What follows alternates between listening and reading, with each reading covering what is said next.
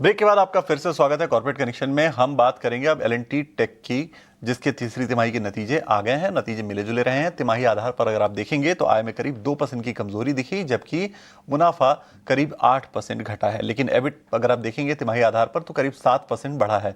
Margin में भी सुधार देखने को मिला है। चलिए चर्चा करते हैं कंपनी के टॉप मैनेजमेंट से। एल&टी टेक्नोलॉजी सर्विसेज के MD and CEO Amit Chadha ji हमारे साथ जुड़ गए हैं। अमित जी, बहुत स्वागत है आपका 18 हाउस स्वदेश पर। और इस तिमाही के लिए आपको शुभकामनाएं, जो तिमाही आपने निकाली है। हालांकि नतीजे मिले जुले रहे हैं, कुछ चीज़ों पर आपसे क्लैरिटी चाहिए, इसके लिए हमने आपसे संपर्क साधा है। पहली चीज़ ये कि थोड़ा जो जियोग्राफीज हैं, आपके तमाम जियोग्राफीज में आपकी जो प्रेजेंस है, उसके हिसाब से हमें ग्रोथ का एक अंदाजा दीजिए कि क्या ग्रोथ कहाँ से आई है।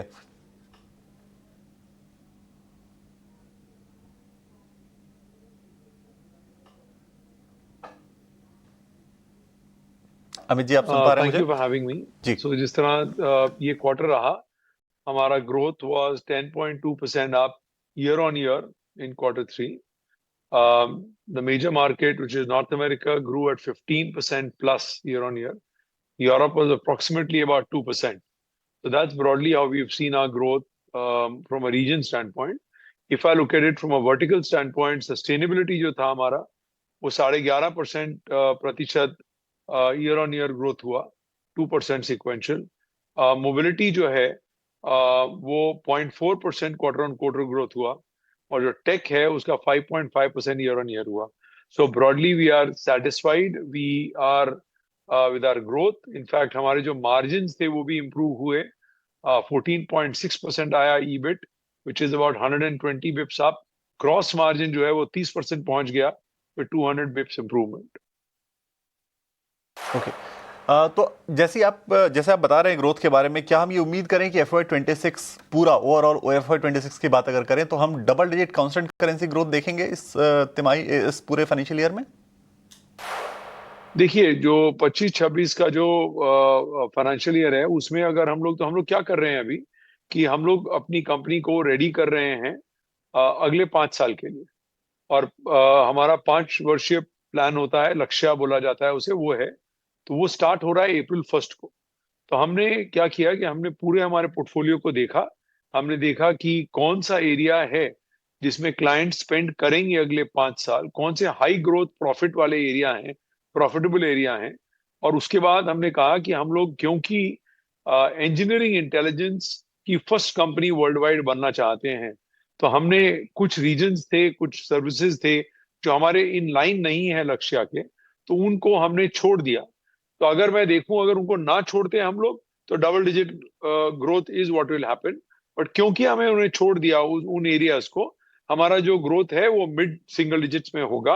एंड बट मार्जिन जो हैं, they will further improve faster than what we had promised earlier. So we are playing between margins and revenue to provide the right value creation for our shareholders. बिल्कुल। आपके EBIT margin पर अगर हम नजर करें तो आपने काफी अच्छे से होल्ड किया है, इस बार के एबिट मार्जिन को काफी बरकरार रखा है आपने काफी अच्छे से। तो आखिर कौन से वो ड्राइवर्स रहे, कैसे आखिर आपने मार्जिन को सहारा दिया, कौन से फैक्टर्स या कौन से ड्राइवर्स से? देखिए, पूरी कंपनी ने मार्जिन्स का इम्प्रूवमेंट हुआ है. मोबिलिटी का मार्जिन्स का इम्प्रूवमेंट हुआ है स्लाइटली. सस्टेनेबिलिटी का काफी हुआ है इम्प्रूवमेंट मार्जिन्स का. और टेक का, क्योंकि हमने जो हमने गिव अप किए हैं, वो पोर्टफोलियो जो हमने जो काम जो छोड़े हैं, वो जो हैं टेक के थे. और क्योंकि some tech technology is becoming commoditized, so it doesn't make sense for us to do it, because we would like to be at the leading edge of the revolution of AI. तो उसमें भी improvement हुआ है. तो तीनों segments में improvement हुआ है अगर आप देखेंगे तो. बिल्कुल। आपने मोबिलिटी की बात की, थोड़ा ऑटो सेगमेंट के रिकवरी को लेकर भी हमें बताइए कि क्या रफ्तार और क्या टाइमिंग आप देख रहे हैं ऑटो सेगमेंट की रिकवरी की? जी, तो जहां तक कि यूएस ऑटो का सवाल है, तो US auto has bottomed out. Next quarter से आप इम्प्रूवमेंट देखेंगे. European auto will do well next quarter, and from there year on जो मोबिलिटी में होना था वो हो चुका है. You will see growth from year on. हमारे काफी डील्स विन हुए हैं, 100 मिलियन प्लस के डील्स विन किए हैं हमने मोबिलिटी में. So next quarter onward, you will continue to see the growth in mobility and revenue and margins. एक और मेट्रिक की तरफ जरा रुख करते हैं, टीसीवी टू रेवेन्यू यानी टोटल कॉन्ट्रैक्ट वैल्यू का कन्वर्जन रेवेन्यू में, वो कैसा है, वो कैसा हो रहा है इस वक्त, क्या फिगर उसके ऊपर है? सो अगर आप देखेंगे तो जो टीसीवी हमारा रहा, जो हमने देखा, जो हमारा लास्ट फ्यू क्वार्टर्स में जो हमारी जो ग्रोथ रही है, हमारे लास्ट फ्यू क्वार्टर्स की जो टीसीवी रहे थे वो सस्टेनेबिलिटी में आए, और क्योंकि वो सस्टेनेबिलिटी में आए, हमारा जो रेवेन्यू है वो सस्टेनेबिलिटी में बढ़ा है। अब मोबिलिटी में डील्स आ रहे हैं, आप देखेंगे अगले क्वार्टर से मोबिलिटी भी बढ़ेगा। इनफैक्ट टेक जो है, अगर हम जो हमने पोर्टफोलियो जो हमने बंद कर दिया है काम और अपना मार्जिन इंप्रूव किया, अगर वो काम हम ना बंद करते तो हमारा टेक भी ग्रो हुआ है डबल डिजिट।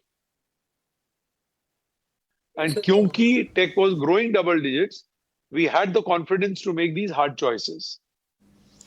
बिल्कुल। चलिए एक आखिरी सवाल आपसे लेना चाहते हैं, जो ऑर्डरिंग ओवरऑल है उस पर क्या ट्रैक्शन अभी फिलहाल आपको देखने को मिल रहा है, क्या ट्रेंड देखने को मिल रहा है आप ऑर्डरिंग पर आपको? सो जहां तक की ऑर्डर्स का सवाल है, हमारी जो पाइपलाइन है it's up 20% year on year, and we are seeing very active pipeline. We are actually very comfortable with where it is right now, and we expect कि जो ये पाइपलाइन है यूएस की, यूरोप की है, एआई के चलते जो पाइपलाइन है, transformation, data engineering, AI, EI के चलते जो पाइपलाइन है, डिजिटल ट्रांसफॉर्मेशन की जो पाइपलाइन है, सब मिला के we are fairly comfortable with next quarter onwards for growth as well as FY27. We are cautiously optimistic about FY27. ठीक है, चलिए बहुत शुक्रिया अमित जी, आज आप जुड़े और अपने मैनेजमेंट के आउटलुक पर, नतीजों पर तमाम चीज़ें आपने बहुत साफ तरीके से बताई। बहुत शुक्रिया आज ET9 स्वदेश से जुड़ने के लिए और बातचीत करने के लिए। चलिए फिलहाल कॉर्पोरेट कनेक्शंस में इतना ही। अब हम रुख करेंगे अगले शो का जिसका नाम है क्लोजिंग कॉल, तो आप बने रहिए और जो हमारी क्लोजिंग कॉल है उसके 1-1.5 घंटे के अंदर मार्केट में जो आखिरी मौके आपको मिल सकते हैं उसका फ़ायदा बिल्कुल उठाइए। तो जुड़े रहिए, फिलहाल एक छोटा सा ब्रेक।